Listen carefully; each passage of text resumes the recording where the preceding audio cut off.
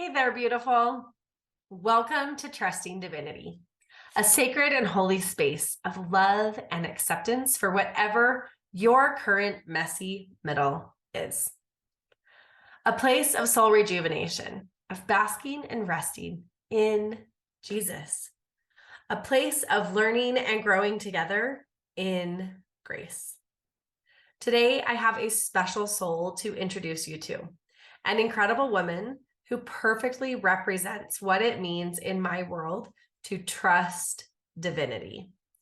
But before I do, let's take a collective moment and simply be still.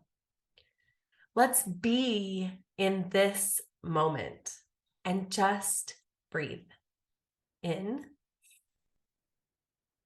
and out. In and out. One more time. Take a deep breath in and out.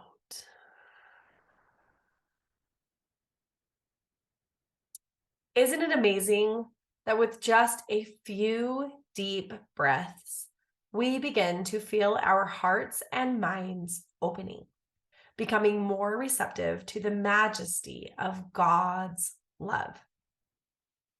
Before I introduce you to this amazing friend, I would like to take a few moments and give you a little background. You may or may not know this about me, but my heart has been dying to understand at greater depths the process of co-creation.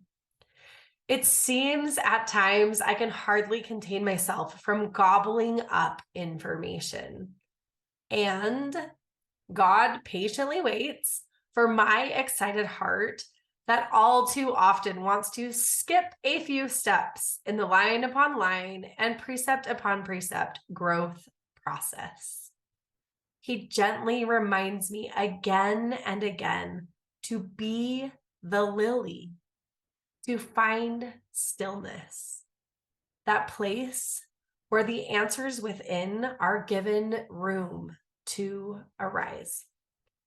Lately, he's been teaching me, and it has been delicious. Earlier this month, I spent a day in Idaho Falls with a dear friend.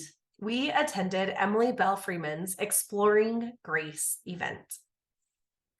Throughout that day, we talked about two different kinds of grace. First, the grace of descension. We discussed how Jesus Christ descended below all things in order to know how to meet each individual soul where they are in their own journey back to God. She called this grace where you are. We also talked about how Christ not only came to meet us where we are, but that he also came to lift us up, to help us to become as he is. This could be called the grace of ascension, the grace to become as he is. Well, in our workbooks, she had these two different kinds of grace drawn in a circular form. One half of the circle being descension, and the other half of the circle being ascension. We needed both to make a complete circle. We finished out the afternoon with a discussion on how grace eventually leads us to charity, the ability to offer Christ-like love to another. Well, God has since been whispering to my heart that these things, descension and ascension, have something to do with co-creation. I am starting to understand at a deeper level that in order to receive more light, we must be willing to step into the dark. That as we descend into that which feels dark, we open ourselves to receive more light. And somehow, along the way, our hearts are transformed. And on the other side of the darkness, we find that our ability to love has been expanded. Well, my friend, like Nephi, I do not know the meaning of all things. And I know that I have so much to learn. But I do know with all my heart that God loves his children. I do not yet know why it is required for us to wade through the darkness in order to more fully comprehend and understand the light. Yet, this seems to be a pattern in not only my life, but in the life of many others I have come in contact with. Jackie Culley's story is the perfect example of descension, ascension, and charity. Jackie has faced one of the most difficult storms I believe a soul is called to face here in this existence. In 2014, her son Riley was diagnosed with cancer. And in 2020, just a couple of months prior to the worldwide pandemic that sent our world into isolation, she said goodbye to her boy in this physical existence. She says that after a lifetime of lessons and 4 years of intense schooling through her son's battle with cancer, she has realized that everything we think we own and everything we think we are sandcastles, washed away in the blink of an eye. The only thing that remains is our own personal knowledge of God, our eternal Father, his Son, Jesus Christ, and our connection to them. If we stay present and awake, they will guide us to exactly where we need to be. We will begin to know that we have the ability to not only embrace adversity, but even find joy amidst it. She says that if you had asked her a few years ago, she would have told you she was a mother and a wife, that she owns an interior design business. She's a group fitness instructor. She may have even told you that she had done a figure competition and that she rides motorcycles. But today, in her messy middle, she would tell you she is still trying to figure out exactly who she is. And until she's certain, she will continue to trust divinity as she courageously listens and acts, witnessing miracle after miracle in her life. The thing that amazes me the very most about my friend Jackie is the depth of charity she has embraced through this process. In honor of Riley, Jackie inspires and blesses the lives of many through her nonprofit organization, Christmas for Cancer Families. I can't wait for you to hear some bits and pieces of Jackie's story. One where facing the storm of losing her son has been transformed into charity. By the grace of God, Jackie has taken the hardest trial of her life and uses it to continually bless others. She has remodeled houses, provided Christmas in abundance for many facing the monster we call cancer, and so much more. I am so excited to welcome Jackie to the Trusting Divinity podcast. Well, Jackie, thank you so much for joining me here on the Trusting Divinity podcast. I know for surety that there was divine design that brought us together. It just I can still look back and think of all the little things that happened. I got invited to some random retreat that I don't even know why I went. And it was through the Mom Squad. But I met Emily that does the photography. Oh, yeah, and she just kept telling me, you've got to meet Jackie, you've got to meet Jackie, you've got to come to yoga. And so I started taking Jackie's yoga workshops, which were transformational and awesome. The more I've just gotten to know Jackie, the more I think that she embodies this whole idea of trusting divinity. So I'm so excited to introduce you to the community. Thanks, Wendy. I'm excited to be here. Thank you. Awesome. So in the introduction, I mentioned that Jackie went through a really long battle with her son, not a battle with her son, but her son was battling cancer. and in the end lost the fight here in this existence. We know he is still alive and very much with us, but not any longer in the physical realm with us. And do you want to just share some insights to what that journey was like for you? And boy, there's so much to try and fit into a 1-hour podcast, but Riley would tell you he kicked cancer's ass, first of all, and left it here in his body, and that he moved on to bigger and better things. So there's that. But he was a senior in high school, and he was on the football team and was a big, huge kid that played center and was having intermittent back pain and was diagnosed with Ewing sarcoma, which is a rare bone cancer. And he had been given a football scholarship that he wasn't able to use, and got to spend his whole first year out of high school at Primary Children's Hospital with his mom, which wasn't awesome for him. But looking back on it now, I'm very grateful for the time we had together. After a year of treatment, they told him that he had a 70% chance the cancer would come back, and that if it did, it would come back within 24 months, and it would come back in his lungs. And at that point, there really wouldn't be a lot of treatment and stuff. And so he, it's difficult. And we're 3 years out from him going on to the next life, bigger and better, but still trying to figure out how I feel about all of it. But it was difficult to try and teach your child how to, or figure out what to even say to your child. Like, do you want to live like you're dying, or do you want to live like you're going to live? And there was so many mixed emotions, and just, it was a rough time for him, for me, for everyone in our family. And after the 24 months, the cancer did come back to his lungs. And I mean, it makes me feel bad to try and cram it into such a short amount of time, but eventually we'll write a book and we'll get all the details there. But you can have the whole story, right? But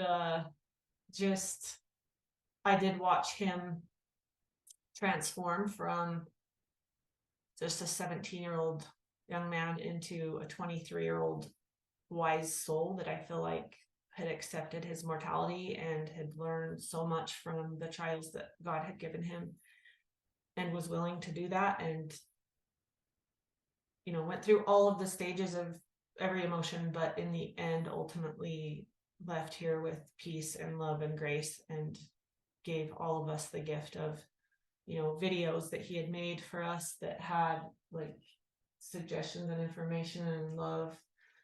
And the one thing that happened, that when the very first day that he got diagnosed with cancer, he and I were at the hospital, and the doctor called to tell us that we needed some additional tests. And I was just kind of in shock, not really knowing what to think. And so I sent Riley into the hospital and said, you run in and get the blood work that they need, and I'll wait here. And the doctor called me back, and he said, we can't get you in for a bone scan today, but we'll try to get him in tomorrow. And I said, well, what is it that you're looking for? And he said, well, your son either has leukemia or bone cancer.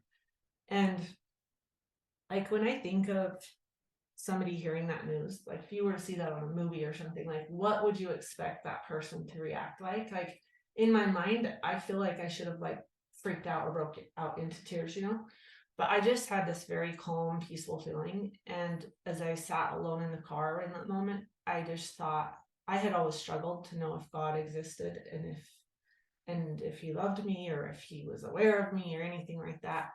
And I just felt like God was sitting next to me in the car, and that he said, this is where you'll learn of me, pay attention. And I just feel like that was a pivotal moment in my life where I started to watch for God, and I started to recognize his hand. You hear a lot of people that are angry at God, and they hate God, and they blame God for every bad thing in their life and in the world. And they're like, I don't know how there could be a loving God if X, Y, Z. I don't know why I didn't take that stance or why I didn't feel that way. I wasn't I can't say I was very spiritual or religious at the time, but I don't know. It's been since then that's when I started to see miracles, and not always the choices that I would have wanted, or that definitely not the way I thought my life would look, but I have to give credit and acknowledge that God is very aware of all of us, and that he does come through with miracles, and that they're not always what we want them to look like. Yeah, unfortunately, right? Welcome to the messy middle called life. I think often about a scripture, I don't know it word for word, but like, this is life eternal, to know God, right? To know God. And I think that sometimes we forget that's what we came here for. We think we came here for like rainbows and unicorns and Spring and break. really, I think you're talking about, we do find the rainbows and we do find the unicorns. Like, we do end up seeing the miracles that have to be divinely designed. But oftentimes I don't know why it takes us getting into the trenches to find God. Well, and one thing that became really meaningful to me was like, God sacrificed a son. God watched his son suffer and die. And, you know, why am I greater than he that I shouldn't have to go through that? Like, I really can only think of one thing worse than losing your child that I've been able to come up with, and that would be to have your child missing and not know where they were. That to me would be worse than the closure of knowing that they were gone. But there's a song that Paul Cardall wrote called Son of God. Mm-hmm. I actually had sung at Riley's funeral, because the moment I heard it, I just thought of, you know, I'm not saying that my son is Jesus Christ by any stretch of the imagination, but it's just that it says, you know, he came here to teach us. He came here he was bruised, he was, you know, hurt and all that stuff. And I'm slaughtering the song, but it was very beautiful, and it really fit, because I truly do feel like, and I don't know for sure exactly what it looks like, but I think that we make agreements before we come to this earth. And I think that maybe that was one of Riley's agreements, was to experience that in order to himself learn what he learned, and also his close family members and an entire community was able to learn through his experience and his suffering. And so I love that. It's interesting, like, here we are sitting here today, I'm looking out the window, and normally I have this amazing view of like the most beautiful mountains, and you can see them so well. But today it's actually snowing outside. There's like a storm that has totally come in, and it's snowing, and you cannot see a sign of the mountains. But it doesn't mean that God isn't there, or that the mountain isn't there, right? Tomorrow I'll probably wake up and we'll have a different weather experience, and those mountains will be visible. yeah. And I love that it was actually in the midst of, I think so often people, like, these trials come and all of a sudden we're like, what are you doing, God? Like, why this? So I would love to hear, if you're willing to share some of the details, because how long was that journey with him, from 2014 to 2020? So a 6-year journey through this cancer experience. How, I love that you said God showed up for you on day number 1, sat in the car with you, showed up for you, said, learn of me. This is where you're going to find me. He met you where you were, brought peace. How did you see him working in your own life, in Riley's life, in the lives of others through that 6-year? For me, sometimes it's the hardest, like in the midst of the storm, it's hard to be like, okay, I know he's here somewhere, but right. Yeah. But as I start to pick through, I can find him in the details. So I'd love to hear. Okay. I've told this story so many times that sometimes I boom through it, because I'm like, oh, they've already heard this, but I know that not everybody has. So one of the first miracles that comes to my mind that doesn't seem like a miracle is that, so Riley was diagnosed with Ewing sarcoma in April of 2014. right before his 18th birthday. And he had a big grapefruit-sized tumor on his lower left rib. And surprisingly, we couldn't see it or feel it because he was about 6'2", about 250 pounds, very muscular. And he was playing football with, at Bingham High School with all these great big, strong Polynesians and like bench pressing 350 pounds. So we just thought his injuries were because of football. So we did take him into the doctor about 8 months before he was diagnosed, and they x-rayed him and they didn't see anything, and they thought that it could be kidney stones or could be strained muscles or whatever. And because this type of cancer, the symptoms come on intermittently, it's not consistent, it was hard to pin down at the time. By the time we actually got him in, and I took him to a urologist that did a CT scan for kidney stones, he was only going to do a CT of the bladder and the, parts that you need to see kidney stones. And Riley had said he would have to like lean way over and be like, Mom, feel this right here. And I would feel it, but it was just this barely, you couldn't feel anything. And his older sister, our first child, was actually born with a bone disease. So she had bony nodules all over her body, and it caused scoliosis, and it was supposed to be genetic. We don't know where it came from, but I thought in my mind, I'm like, oh, I bet Riley has the same thing. So I wasn't panicked, but and Google in 2014, I'm not a big computer techie person, so I seldom would Google anything at that point in time, but I did Google, blood in the urine, pain in the back, and it said something about cancer. But I didn't, the 3 children that I have, I always was worried about my little petite daughter that had this disease, not my biggest, strongest son at the time. And so we got into this urologist office, and I could tell you so many stories. The day before we got the diagnosis, I was teaching group fitness, and a woman who had cancer in multiple places in her body came in, and I said, how are you doing today, Jan? And she said, well, considering that I have an inoperable brain tumor and that, that I have this and that in my lungs, I actually feel pretty good, and I'm doing pretty good. And she was terminal. And I drove home that night bawling, just thinking, you know what, Jackie, you don't have any problems. Life is good. Like, people way overreact about their problems. Like, that's the attitude we need. And I woke up that morning, I wrote my daughter an email. She was on a mission in Brazil. And I'm like, Mal, even in death, people overreact. It's all part of the plan. It's all about how we handle it. And then I went and picked up Riley from school to take him to his urology appointment. And we were driving up 90th South, right under the I-15 overpass when I said it. And I was like, Riley, like, I told him about Jan, and I'm like, I told him about my email to Mallory, and I'm like, life is just about perspective. And he's like, yeah, you're right, Mom. Like, it was just this like gift from God, like, you're in for the worst thing in your life. Here's some good perspective for you.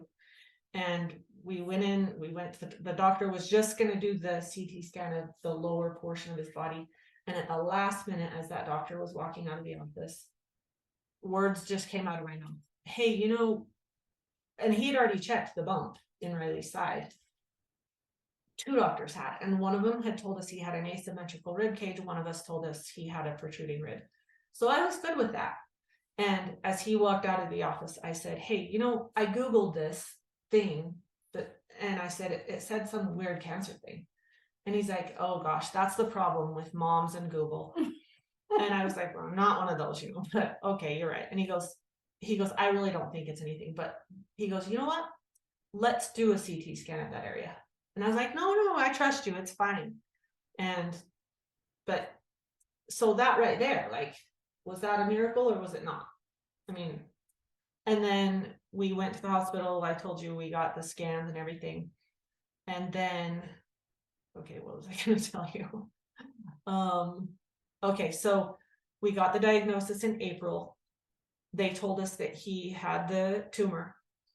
They biopsied it. They did full body bone scans and CT scans and PET scans. And they said, okay, the good news is that it is contained. It has not metastasized. So he has a 70% survival chance, which we can handle, because Riley, if anyone could beat it, Riley could beat it. And so for 3 months, the whole community, like, I taught group fitness classes all over the valley, and Riley was the center of the Bingham football team.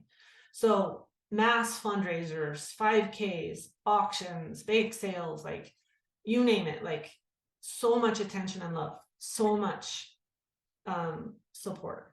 And so we got through those 3 months, and then and they did chemo for those 3 months. And as a parent or a person, when you first discover cancer, you're like, well, no, you need to take that tumor out tomorrow, like today, actually. But they want to leave it in there so they can see if the chemo's working, to see if it shrinks.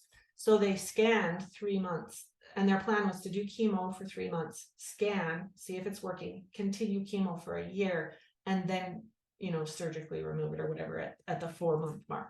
So before they were going to do surgery, they did scans, and they found 4 more tumors. They found them in his spine and in his pelvis. And when they found them, they went back and reviewed the old scans, and they were actually there, but they missed them. And I thought to myself, I could be mad. There's lots of people that would have probably sued the hospital or sued the doctors, but the treatment wouldn't have changed. Nothing would have changed. The difference is, like eating an elephant, I could handle a 70% survival chance, at that point. I probably couldn't have handled a 30% chance of survival at that point. So I feel like it was like a gift. It was either everything is a miracle or nothing is a miracle, right? It's not like pick and choose, like either everything in the universe happens for a reason or not. So I'm like, well, thank you for letting us digest this much, and now we can look at digesting this much. So it was just like that all the way through. But I can see other people may not have looked at it at all that way. Like, it's a choice. It's I always love to say that this life is for us, even the messy middle, even the storms, even the really hard things that come at us. With perspective, with the right perspective, we can actually see that it's all for us. And I love that instead of like getting mad at doctors, I think sometimes we try to make doctors God, and they're just not, right? But instead of taking this, right? Like, we try to make humans God, and then we're mad. But instead you saw it as like God being there with you to meet you where you were, knowing what your capacity was to handle the news that you were receiving. And he let you bite off digestible pieces for you instead of. Well, so much is coming to my mind as you're saying that. It's like, do we think that our parent, like, if we compare, like, I'm a parent, I have kids, like, do I hate my kids? Am I gonna be like, I'm gonna send them into the crappiest situation and just torture them? No.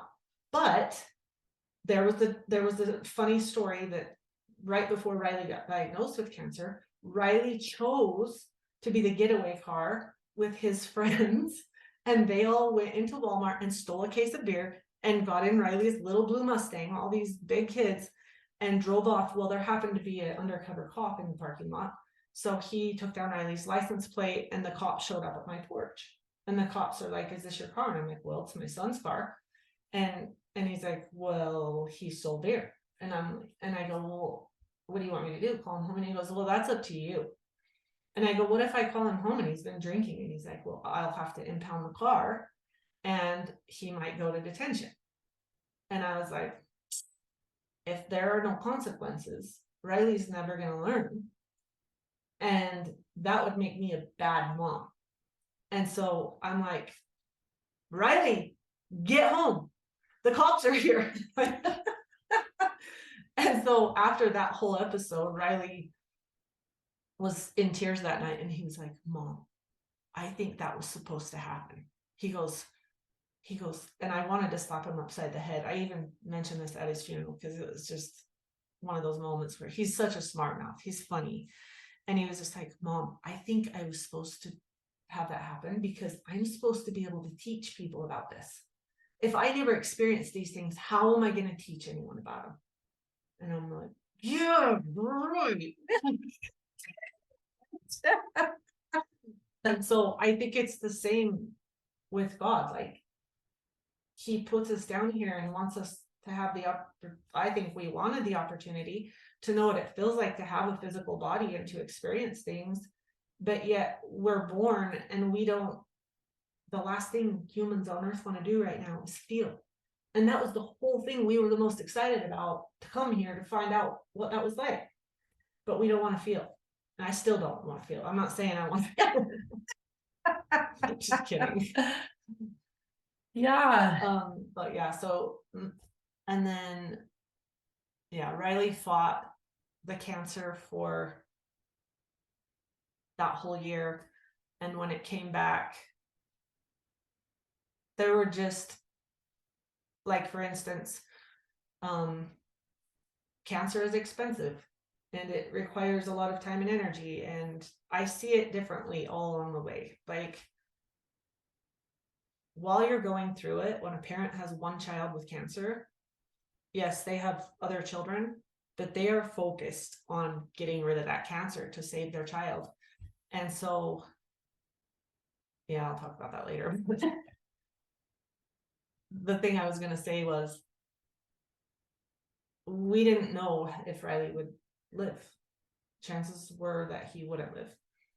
And I started writing about Riley's journey on a blog that he didn't like very much. It was on Facebook and it was called Go Team Riley, which it's been changed to something different now. But Riley, we got a lot of followers, and so a lot of people were hearing our story in the community. And one day I knelt down at my bedside and I was just sick and upset and wanting to take my family on a vacation. But we had spent all of our savings on cancer. And I literally prayed the words, God, please help me figure out a way to take my family on a vacation so that we can create that memory. And later that day, I took my youngest son, Levi, to lunch, and we were sitting at Zao, and a woman came in that knew my son because her daughter was on the swim team with Levi. And she walked up to me, complete stranger to me, and said, we would like to sponsor, my family would like to sponsor a vacation for your family. And I was like Willis or that, what you doing? And I was like, I wasn't sure what she meant by that, like, is this real? And so we exchanged information, and she started texting me. She's like, wherever you'd like to go, we do have a condominium in Hawaii, we're just let us know when and where you'd like to go. And I was just like, okay. So we became friends with this family, and they ended up sending us on this beautiful vacation to Hawaii, which helped us create some memories for our family. And it's just like, again, coincidence, miracle, I don't know. Yes, you do. Jackie and I are believers in miracles. Yeah, absolutely. And just God being in the details. Yeah. Right? In the teeny tiny, intricate, small details, even in the details of a doctor missing tumors on a scan. That some might say, how could that possibly be a miracle? But for you, it was God meeting you where you were in that moment and what you could handle, right? And even Riley fought this for a long time. So they told us that once the cancer came back, he would only live for 9 months. But after it came back on his 21st birthday, he lived another 2 years. And so that is incredibly hard to live with a child, which I shouldn't say child, but kind of he is, that knows he's going to die, because he's trying to figure out in his mind, like, well, do I keep going to college? Do I work? And as a parent, I remember one day we were sitting in the family room, and I was just like, I have no words. I haven't done that. I don't know. And I remember I was deep into yoga and meditation and breath work and all of that stuff at that time. And so I was really always breathing in like the light of Christ and really trying to keep space in my body for, not like, I think a lot of times when we are going through, well, all day, every day, I think we snuff the spirit out because we're clenching in our body, closing our throat, closing our heart, closing.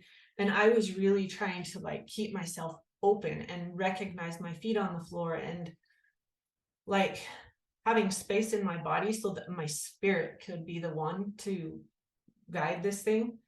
And I remember just in my mind as I was sitting there looking at Riley saying, God, I don't have any words. I need you to help me to know what to say to Riley. And it would be like, just, I don't even remember what I would say to him, but the words would be there when I needed them. And I don't know. It's just, the other thing I was going to say was, he lived for a long time, and he lived in suffering for a long time, and he continued to try surgeries and investigational study treatments that weren't working. And he even went as far as to having his lungs started to fill up with fluid, and so they thought that they could do a surgery and remove just one lobe of his lung. And so he had been in the hospital for months trying just to get the fluid out of his lungs. And then when he was well enough to go out, they thought, well, if we could take out this one lobe, maybe we could stop getting the fluid in there. And so he agreed to go do this surgery. So the tumor was right up the top of that lobe, but the doctors felt like one lobe would be adequate. So they took that lobe out and grabbed some tissue from the second lobe as a biopsy. And that's a horrific surgery. Like, that is a horrible surgery. He was tortured. And then the very next day they came in with like the labs and the results, and they said, you're not going to like this, but we feel like we should remove that second lobe. And here Riley, it's like, I know I'm not going to live. Do I want to go through this? Like, and so he went through that surgery and he removed the second lobe, and tubes out through his rib cage and drain tubes, and like, it was just horrible. And I mean, he already had a scar from here to here to get that tumor out, and then scars on, it was just bad. And so eventually, after he had done lots of radiation and lots of chemo, and he had suffered and lost his hair multiple times and just looked bad and felt horrible, we were driving up to the hospital one day. We were going up to see the radiologist at Huntsman to talk about more radiation. And as we were driving, I just had this overwhelming like information download come into my brain, and it's like, you're not going to want to say this to your son, but this is what you need to say.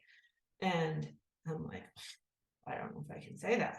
And so we walked into the Huntsman and we got seated and we were waiting for the doctor. And I just thought, I learned to say extremely hard things during that time in my life. And I said, Rye, this is the hardest thing that a mom could ever say to her kid. Like, I feel completely wrong about saying this to you, but I also feel like I should say it to you. And so please forgive me if I upset you. But as we were driving up here, I feel like I was supposed to tell you that we recognize that you have fought your ass off for your family to give us more time with you. And we have watched you suffer, and you don't have to do this anymore. And I'm not saying this because I don't want you here, because I do want you here, but you don't have to do it anymore. Like, I'm tired of watching you suffer. And so it's okay if you don't want to do any more treatment. And so he said, thank you, Mom. I needed to hear that. And the radiologist came into the room and started to talk to Riley about options. And Riley said, he listened to him, and then he said, I'm not going to do any more treatment. And so he went home, and he had to sign like this DNR and all this paperwork and carry it with him. And it's like, really, like, that's not how life was going to go. But I watched him become a different person. Like he went through many stages. Like his first reaction to cancer was, I got this, I'd rather it be me than anyone else. And then it was, he hated God, then there was no God, and then it was party till you drop. And then after he accepted his mortality, he actually had some experiences where he felt Jesus Christ and heard him speaking to him. And also his grandfather that had passed away came to him one time and said, I'm ready, I'm waiting here for you. And Riley was not afraid to die. And during that time, when he was so sick and suffering, like even from the time he accepted his death and decided to have quality of life over quantity, he still lived. I mean, the doctor said it was like September, and the doctor said he won't be here by Halloween. He lived till January. And so all of those months of him, you know, on oxygen with a morphine pump and hospice coming to our house, it's grueling on the family. Like his younger brother, he called him and asked him to come home from his mission in Honduras. And that was a big sacrifice for Levi. And so I would often ask myself and ask God, like, why are you leaving him here? Like, he has suffered enough. Like, please take him. And now looking back on it, another miracle is that he stayed and he was here. And he ended up deciding to turn off his oxygen on January 5th of 2020. And Riley, I feel like Riley knew what was coming because he had saved a lot of money before he died. And he bought a lot of guns and ammo, and he loved to hunt, and he filled our freezer with elk meat. And when he was playing Call of Duty on the computer, I was like, dude, why are you buying all these guns? Like, crazy. And he's like, Mom, this is what it's going to be like. This is what it's going to be like when he's like, I'm like, oh my gosh, it's the morphine. Well, he chose to die on January 5th. I don't know how much longer. I don't think he would have lived too much longer, but who knows? His body was very strong. But it was only 2 months after that the whole world shut down because of COVID and, you know, all the rioting and the shortages and crazy stuff happening. And if when we had his funeral, he had like 1,500 people come to his funeral. If he would have died any later, we wouldn't have been able to have a funeral. And I look at how much longer he always outlived what he was supposed to, but how the timing of that worked out. And I'm just like, God loves me. God loves Riley. And excuse me. And God loves the 1,500 people that showed up there that day. yeah, Who each of their lives were touched and transformed and changed in a way, right? For being there. Yeah. And like 2 years before Riley died, Riley and I attended his football coach's son died in an accident. And Riley and I went to that funeral, and it's like we're standing there.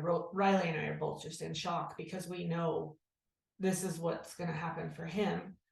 And it was a very somber experience. And we sat down in the chapel area, and it was awesome. I mean, it was filled with cowboys, like in jeans and boots, and just, it was just so diverse, and I loved it. And as I looked around, I had this overwhelming impression, and I was like,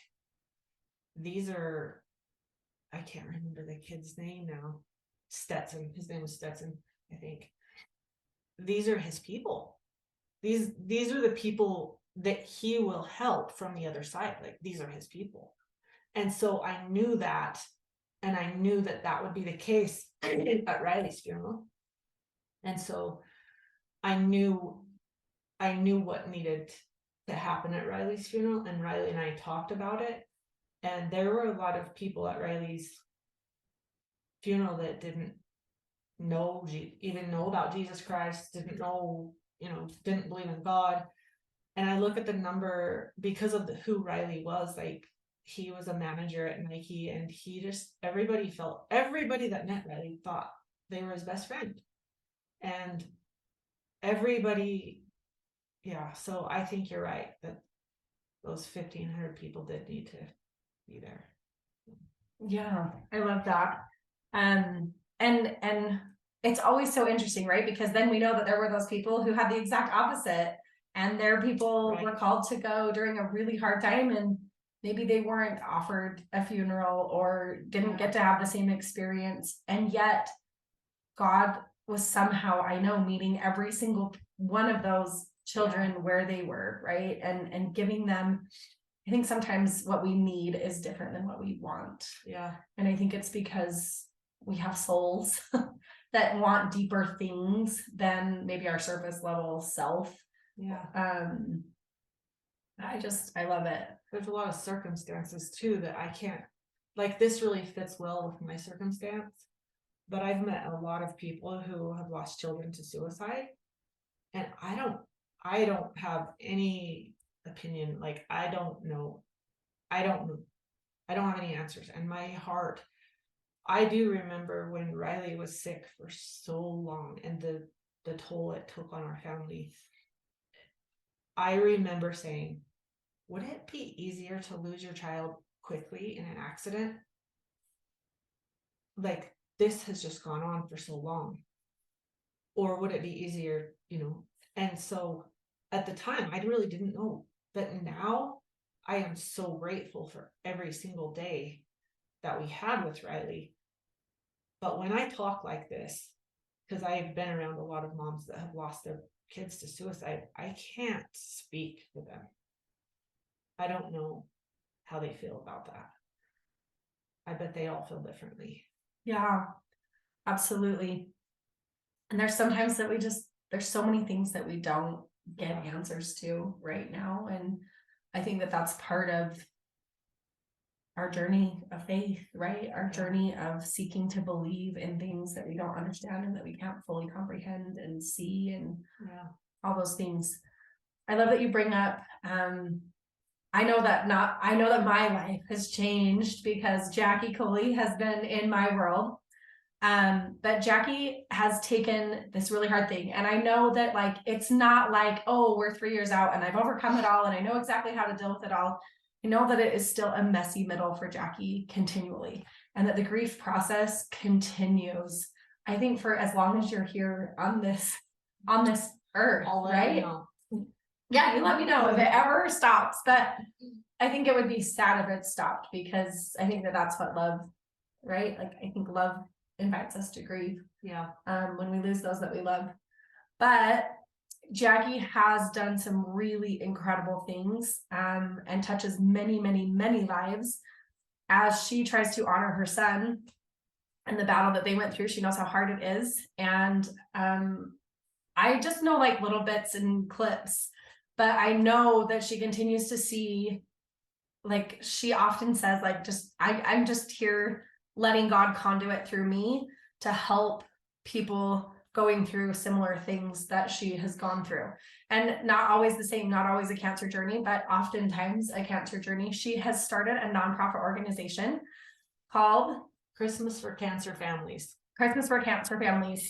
And each year she gets to bless many families' lives. And I love that it's not always at Christmas. Sometimes Christmas happens in June or July.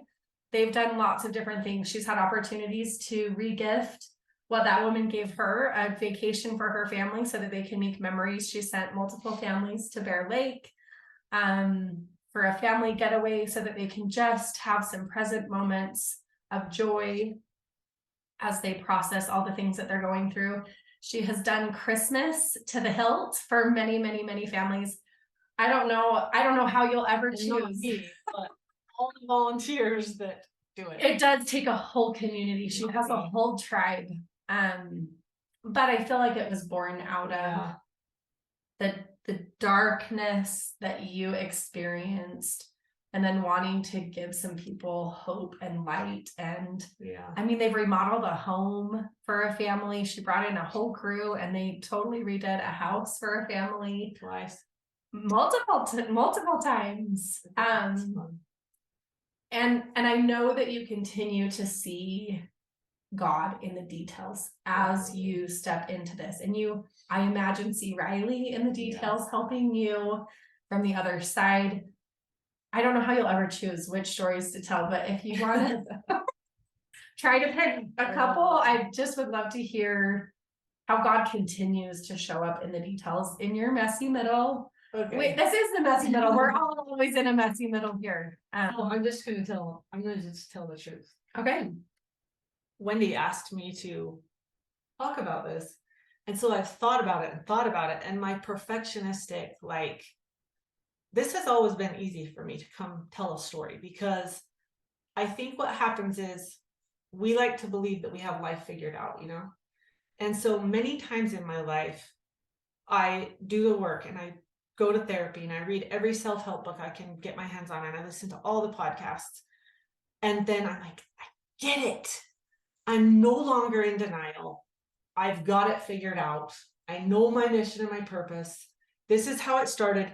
This is the middle, what's the part of the movie that's the climax, the right? climax. This is the climax, and this is how it ends. And once again, like, every time I think that, inevitably I come to the conclusion that I don't know shit.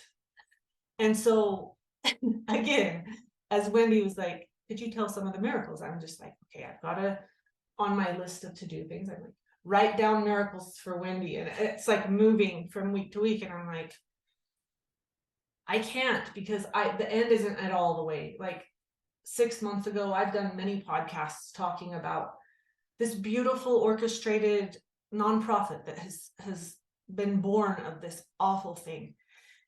But the thing is it's like, to some degree, I think that I was still in denial of the grief. I feel like there was still grief buried. And when you bury things or live in denial of things, they eventually come out messy, sideways, like explosionistic. And so Thunder and lightning, right? about, like, I have to tell you one other funny miracle. Like, so Riley told us that he wanted at his funeral that the song he wanted played was Billy Joel, Only the Good Die Young. And we made a movie of his life, and we used that on his playlist, was Only the Good Die Young. And so out in the hallway of the church where we had his funeral, his video was looping, but we didn't play it in the funeral program. And so, like, a couple weeks after his funeral, I had told my friend from high school that I hadn't seen forever, hey, yeah, Riley thinks we're playing Only the Good Die Young at his funeral, and we're not. And she texted me and she goes, hey, guess what was playing in the door, the door that was open to the outside hallway while Riley was Only the Good Die Young. I'm like, yeah, Riley totally did that. Like, he totally did that, you know. But I don't even remember what you asked me, but here are my thoughts on this. Is I think that our life was like, my family's life was like this iceberg, and that the water came up and the tip of the iceberg was, you know, just the problems that you can see above the surface and stuff.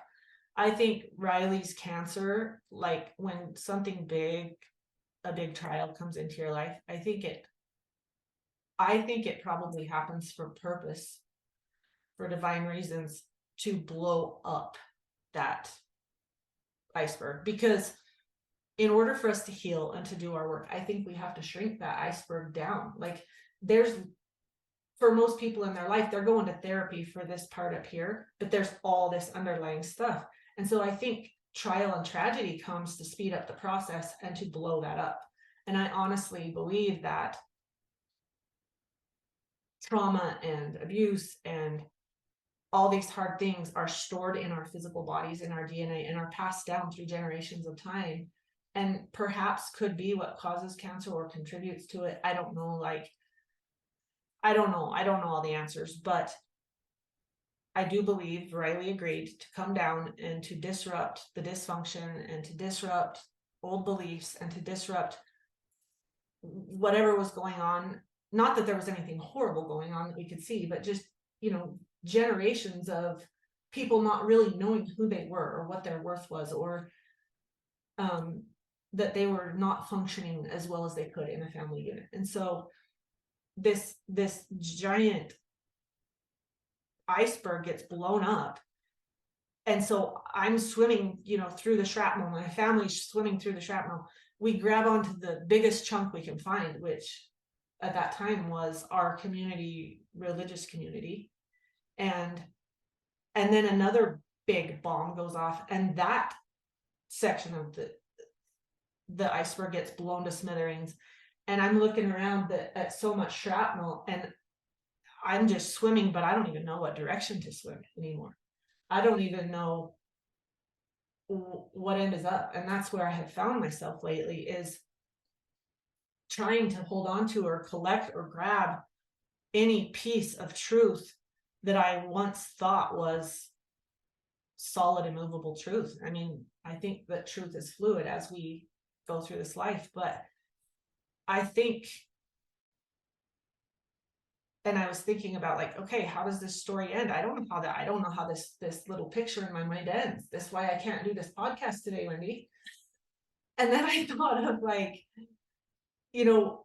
how many times do you hear people say, why would God pile trial after trial on me? Like, do I not have enough? Like, I could list off so many trials that I've been through in my life consecutively and simultaneously, but we would have to have like hours and hours. The book is coming. So we're not going to talk about it, but so much was going on while my son was sick and dying, and so much has gone on since my son was sick and died.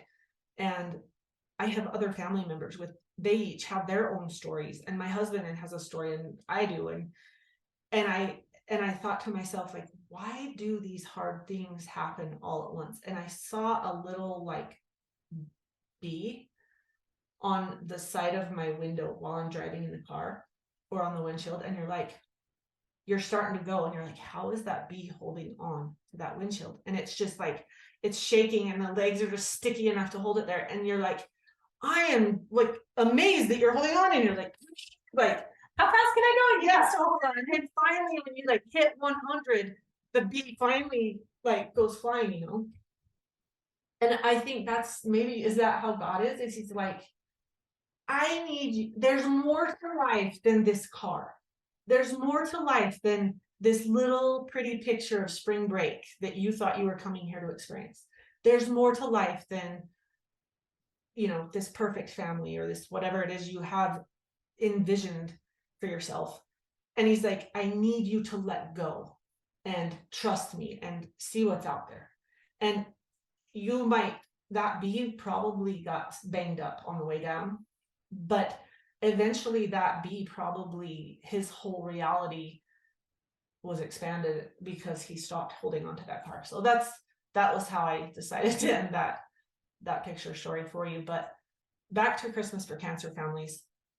While Riley was sick, I went to a hair appointment, and I was talking to a gal that had brain cancer, and I was asking her all these questions that I, wanted to pick Riley's brain with. And we became friends because she was wanting to know how her family felt from her chair, And so I sent her to our Bear Lake house, and I got this idea that we should do Christmas for her. And so I called all my people, like my friends and the people in my classes, and like, hey, do you guys want to help me do a sub for Santa? And everyone was like, yeah, that's awesome. And you tell somebody your story, a sad story like that at Christmas time, and everyone's so, like, generous. And so I went home and I told my family, and Riley especially, and he was working at Nike at the time, and I was like, hey, do you guys want to do this? And Riley was like, yeah, that's awesome, because he was so sick and tired of getting all the attention. He was so excited to do something for someone else. And he said, if you make me a poster, I'll take it to work and I'll get all of the employees to donate. And so we got sizes and everything, and we ended up giving a whole bunch of Nike stuff, and we drove up to Bear Lake and we decked the whole house out, put up a tree, and they got up there, and it was a surprise to them. And she sent me video, and it was the best, because when you have somebody in your family who's terminal, the holidays are horrible. And so we did it that year, and Riley was still alive. I think that was in 2017, actually. And then we did it again in 2018 and 2019 while Riley was dying, where we just would, and it grew and grew, and people would hear about it. And so we would do Christmas for like 3 families or 5 families. And it was crazy because we were in that cancer environment. I would hear about a family that could use help. And then some random person would call me and be like, hey, my family wants to do a sub for Santa. Do you know anyone that needs it? And I'd be like, actually, I do. And I would like assign committees. Like I would have you and you are in charge of this family. And here's a list of people that want to help. Go. And let's meet back at my house. The gifts are due on this deadline. And I was organized enough to make it work, but I'm not like a super organized. My personality profile is daredevil, not not organizer. No. And so, I mean, even people have questioned me like, why do you do this? It's so much work. It's Christmas time. For me, it was awesome because I could totally avoid feeling Christmas, And then the year that Riley died in 2020, this is probably the coolest part of series of miracles that I can think of off the top of my head was right when my son died. I just wanted to I chilled because it was COVID. Nobody talked to me. Everybody withdrew. I had no support. My sister, I love her and we're good now, but at the time she had no idea how to support a sister. So she was like, I think you need to stop talking about Riley. We need to get cookies and cakes and you need to do service for your neighbors because you're talking about Riley too much. And I was like, no, we didn't know. And so I didn't talk to her for months at a time, but I got a call from a friend from high school who wanted her kitchen remodeled. And as I went up there to do this, it evolved and snowballed into we're going to move out. You got our entire 10,000 square foot house and figure out how to be the contractor because there isn't one. And so I was like, I don't really want to do this, but I felt like God dropped this in my lap, like a series of events. He just kept going like, this is what you need to do. And so I figured it out. I just, every day I would wake up and be scared to death, but I would just figure it out. And I hired 20 or 30 contractors. I used my tile guy's permit. He drew the permits because he had a contractor's license. I learned all kinds of stuff I didn't know and didn't ever think I needed to know. And by the end of that year, we finished that project October, November. It took us a whole year. And right at that time, I just skipped a year. I skipped a whole year. This was the second year this happened. Okay. So the year after the year that Riley died, in my search for families to help for Christmas, I knocked on a family's door and asked them if we could do Christmas for them. But when I went in, it became apparent that they had 9 kids, 11 people in the house, and it was this tiny little house, and there was no room to even walk or sit or anything. And their little boy was terminal, and I was like, I'm not just going to bring Christmas presents here because they will be lost in a matter of minutes. And so through a series of miracles, I went up to Ogden's Flooring to do work because I do interior design, and met Lexi Walbeck. And I was telling her and her mom, they're friends of mine, about the situation with this family because they had donated before and they're willing to donate, flooring and stuff. And I was like, they said, we'll do the flooring. And I was like, well, that's really well and good, but we would have to bulldoze the place, to get it to even see the flooring. Well, a couple weeks later, Lexi Walbeck called me, and her husband had started a nonprofit where they wanted to video a home makeover. And so she said, we want to do this home makeover with you. We have this X number of dollars to be the budget. So Lexi and I put together a big team of people, and we talked to this mom, and we moved her out for 3 weeks. We brought in pods and professional organizers, organized with Tracy, and dumpsters, and 40 or 50 people during COVID all came together and worked on this house, and we knocked out walls, and in I think it was just 3 weeks, completely gutted this house and made it over and got every single thing. There was a $50,000 budget was what we had, but I was able to take the cabinets of that remodel that I was doing and repurpose them and use them in this house. And the subcontractors that were working up there with me were willing to donate hours and then just community. And so we we're able to present this to this family on Christmas Eve. So then the next year was when I was just like tired. I didn't want to, but I had to finish that project I had started for that home. And we finally finished it in October. And I wanted to do another home makeover because it was so fun, but we had already committed to do Christmas for 7 other families. And so at the last minute, I think it was in late October, early November, my niece told me of a family that had started a remodel and that they had a little boy that had leukemia. So I went and knocked on their door, and people think I'm nuts. Like, I knock on the door, "Hi, I'm Jackie from Christmas for Cancer Families." Like, and they're just like, boom. And so I told this mom, like, I don't know what I can do for you, but at the very least, can I give you Christmas? My goal would be to completely finish your remodel. And anyway, there's videos of it on our website at Christmas for Cancer Families of what we did for this family. But I think it was 47 days, again, all of the contractors from that job that I had hired that year were willing to come and work at that house. And we had Lexi partnered with us again. And so we had their 50,000.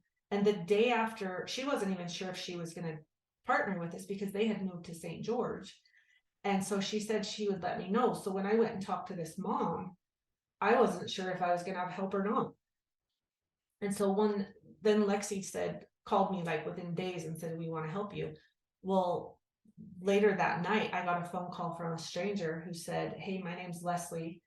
I stopped at the Miller's house tonight and offered to help them with their remodel, and they gave me your phone number." And I was like, "Well, what would you like to do? Like, what do you do?" And she said, "Well, I own a financial company and we like to donate money. I don't have time, but I have money." And I said, "Well, that's fantastic because I have time and volunteers, but I don't have money." So we pulled our resources together, but that still only gave us $100,000. This house, what we did to it would have cost at least $400,000. We started to talk to people, and just a snowball effect of miracles. Like, we got $70,000 worth of exterior product by Unique Exteriors donated, and the labor for it. We got all the framing and sheetrock donated by different construction companies. We got appliances donated by R.C. Willey. We got flooring from Ogden's. We got furniture donated. We got an HVAC company from a gal that came to one of my yoga workshops named Wendy. Her company donated an entire HVAC system for this house.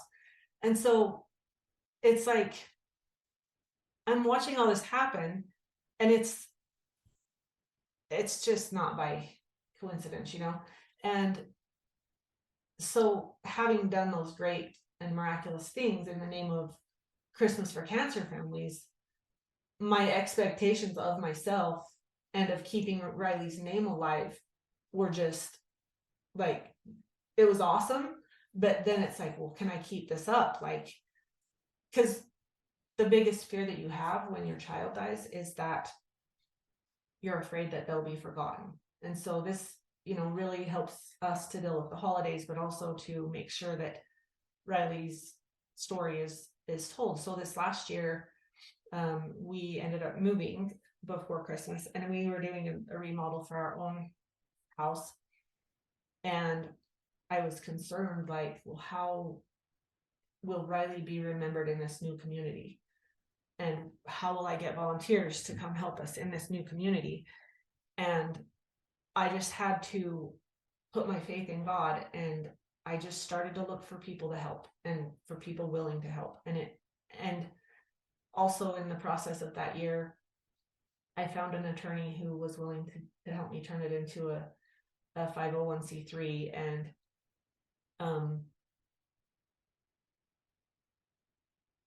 we ended up doing Christmas for about 5 or 6 families, but also raised about $5,000 to help a widowed young mom, get a car. And we also promised I thought this would be my chance to do a makeover on her basement. And so I was at this new house, completely gutting it. And literally I was walking around this house, breaking up tile and moving in boxes and things. And I was like, I need your help.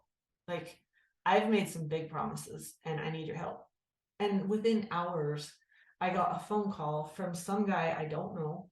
He said, my name is Cameron. I'm with Set the Stage. Do you know, she's going to tell me, I forget her name, a friend of mine that I met in one of my classes, and Heather. He says, do you know Heather? And I said, oh yeah, I do. And he's like, well, she told us about what you do. Do you have, our company would like to do something for Christmas this year. Do you have anything you need? And I was like, actually, I just promised this mom that we would furnish and stage her basement. And he's like, perfect, we'll do it. And it's just like over and over and over, this is what I see. And I think the formula in seeing these type of miracles is, for me, is just to ask.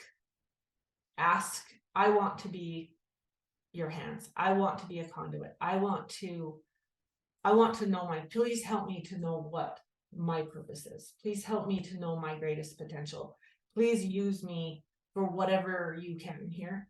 And then when we have those thoughts or impressions that pop into our minds, that usually we think, you're crazy, you can't do that. We totally doubt ourselves. Instead, if we have the courage to act on them immediately and just put yourself out there and take the risk of looking like a fool or failing or succeeding, I think that's why I think the more we practice that, the more God sees, oh, she's really going to do it.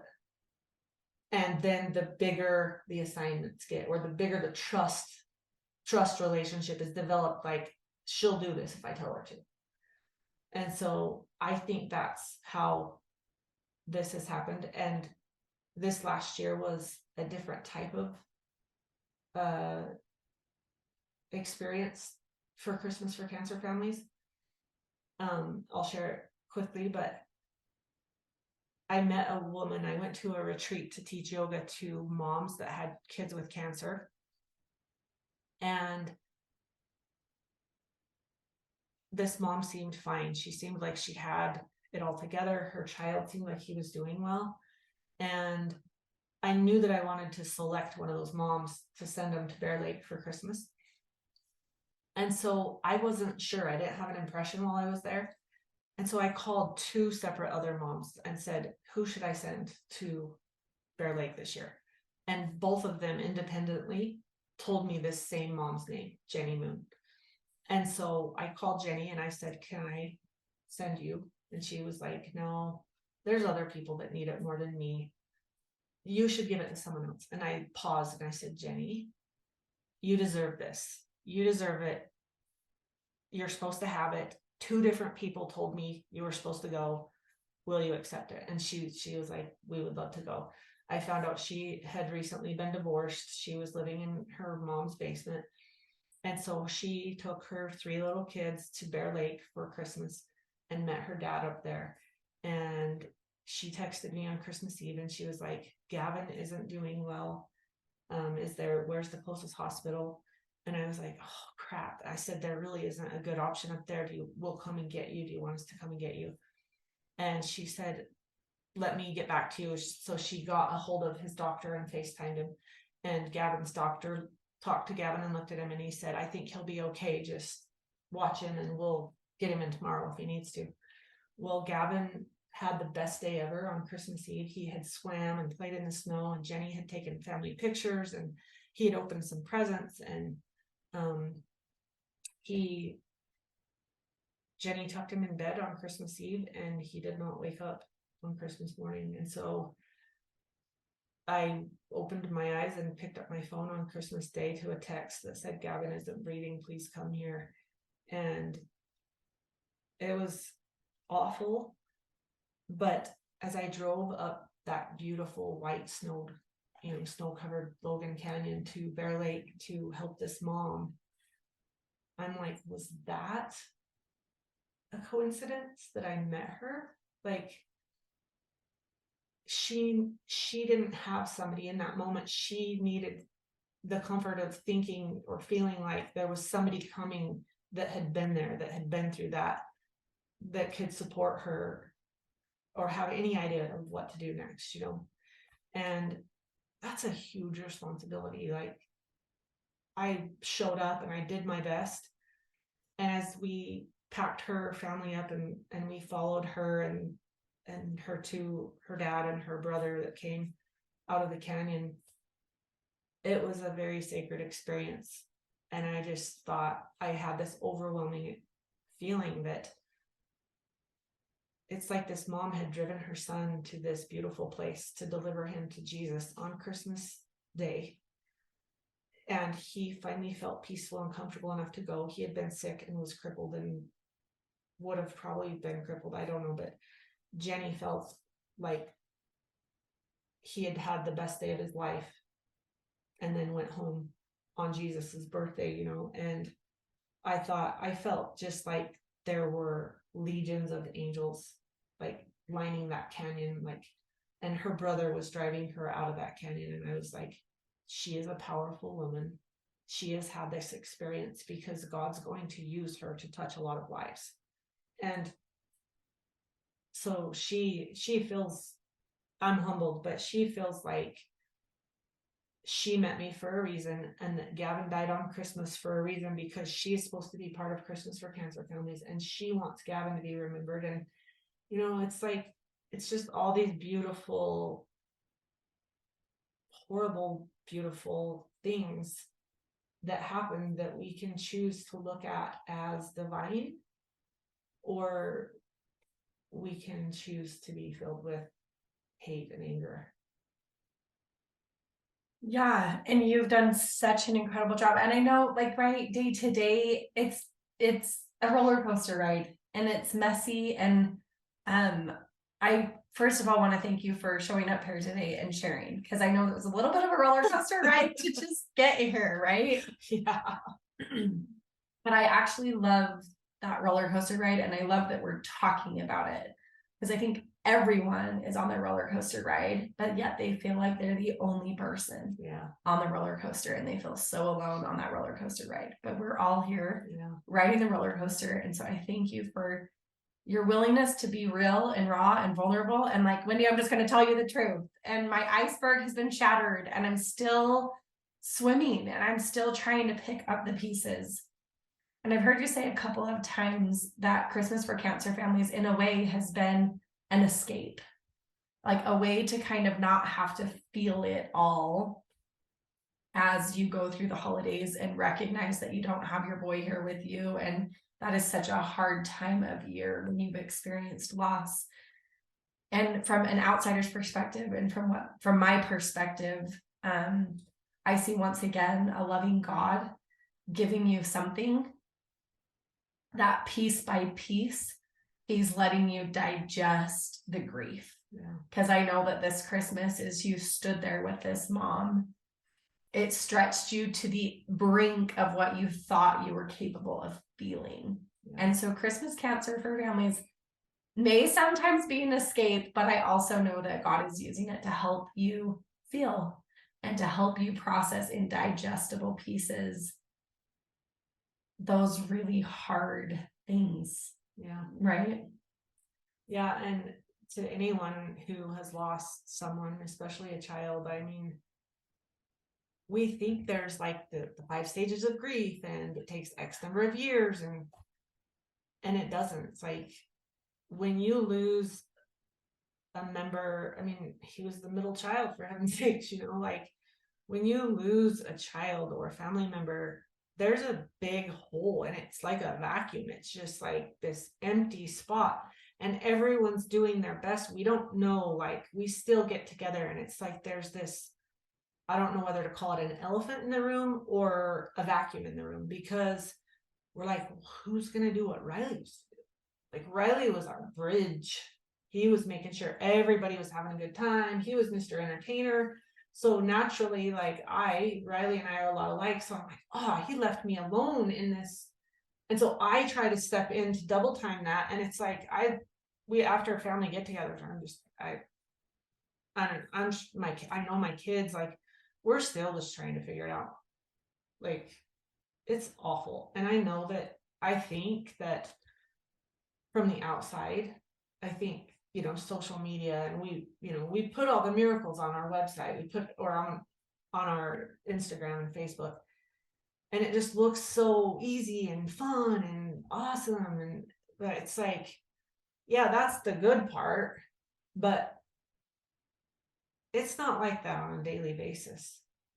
And but I'm learning too that everybody has their struggle. Everybody's suffering with something, and everybody is terrified to let the world know that they're struggling, because our inner childhood or our growing up taught us to be terrified of abandonment, and so we're not gonna share. So I guess my message is that you're not alone if you're in a mess. Yeah. Thank you so much. As you can see, Jackie is, which is why I wore my holy jeans and my t-shirt, because my tendency would be to have my black pants and my jacket. I'm like, no, we're doing messy middle today. absolutely. And Jackie and I have kind of had a conversation. We didn't plan a lot of this conversation, but as she reached out and said, I don't know if I can do this today, I gave her grace and said, that is totally fine. Like, I want to just support you however I can. And then she found that courage, right, to say, no, I do want to share my story. And actually, maybe I'm supposed to share it right now because I'm in the midst of a mess. I'm in the midst of watching my kids try to pick up the pieces or try to escape from the pieces that they don't know how to pick up. Things still look messy. And that's just kind of one of the things that we're all about here at Trusting Divinity, is helping people embrace that messy middle. And I know that throughout this episode, you will love Jackie more because she shared her messy middle. It's just how it goes. Yeah. Give others permission to be messy as well, right? Absolutely. So yes, you have permission to be a mess, and just keep trusting that all things are working for your good. Even the messes, it all is for our good. Yeah. And if you ever want to be involved in Christmas for Cancer Families, you can find us on the internet. Just Google Christmas for Cancer Families and you'll probably find all kinds of stuff. We have an Instagram page and we have a Facebook page, and then we do have a website. So you can contact me through that. I will put links to all of those in the show notes, so they'll be easily accessible. It's a great thing to be involved in and a part of. And another really cool thing too that I'm involved in because of Christmas for Cancer Families is I met a guy who has been through cancer himself. His name is Spencer Bailey. He actually showed up at the Millers to help with that build job, and he introduced himself and he's like, I feel like we're supposed to work together. He says, I'm in the process of starting my own nonprofit called Cabins for Cancer, and he asked me to be on the board of directors for that. So I'm actually helping with that, and we are always looking for people interested in being involved in sending families to Bear Lake during treatment to be able to build a piece there. And so anyway, anyone wants to be involved, everybody's invited. Awesome. Yeah. I'll make sure they know how to find you. Okay. Thanks, Jackie. My friend, that's a wrap. Before you go, don't forget to subscribe to the show. And if you loved today's episode, please help me to share the grand adventures of Trusting Divinity. Perhaps a friend, a family member, or a neighbor came to mind as you listened to Jackie share her heart in the midst of her own messy middle. That continues. I know for me, her story reminds me that especially in our messy middles, God knows right where we are and is graciously orchestrating miracle upon miracle. Please pass along today's episode and help lift another's heart.